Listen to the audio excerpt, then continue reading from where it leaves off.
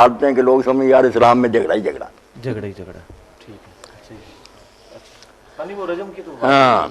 اچھا اب آپ کی جو ایکسپرٹیز ہیں جس موضوع پہ مینلی تو میں وہ ٹاپک ایڈریس کرنا تھا. غامدی صاحب نے اس پر جو لکھا نا رجم پر بہت حدیثوں میں اضطراب ثابت کیا.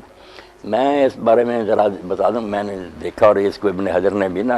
حضرت فاضل میں نقل کیا اور کہا یہ معنی تو مناسب بات بڑی ٹھوس ہے, اور کئی صحابہ سے نقل کیا کہ ان کا یہی مسلک تھا, مگر کہتے ہیں شاذ ہے. غامدی صاحب مانتے ہیں, غامدی صاحب اس کی تعویل کرتے ہیں, وہ کہتے ہیں نہیں گنڈوں کے لیے وغیرہ ہم مرتد کے لیے جس طرح سزا ہے اس طرح یہ جو وہ فساد پھر فی الارض کرتے ہیں محاربہ کے تحت لے جاتے ہیں, وہ ساری باتیں میں نے پڑھی. ٹھیک ہے. مگر جو حدیثوں میں کہتے ہیں نا کہ کسی طرف آتا ہے کہ رجم اور جلد دونوں کرو, کوڑے بھی مارو سنسار بھی کرو, جمع آتا ہے بعد میں شامت کی, کسی میں صرف کوڑے آتا ہے, کہیں کسی میں سنسار آتا ہے, کسی میں سال کی جلاوطنی بھی. تو اس بارے میں بعض صحابہ کا بھی مذہب فتح الباری میں, اور شیعہ جو فقہ اس میں ہے نا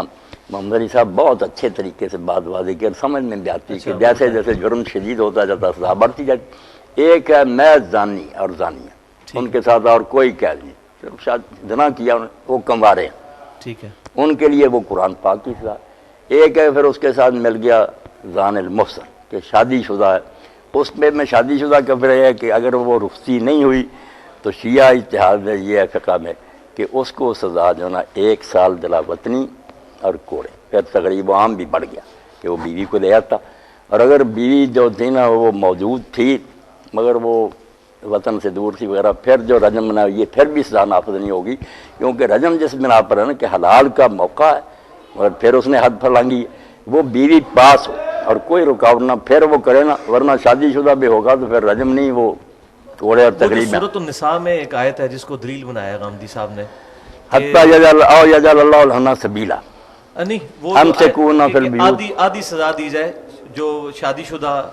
سے اس کو آدھی سزا دی جائے اگر لونڈی جو ہے وہ نہیں یہ استدلال پرانا خوارج کا, مگر یہ بات نہیں, کیونکہ وہاں جو شروع ہوتا ہے کہ اگر تم محسنات سے نکاح کی استطاعت نہیں رکھتے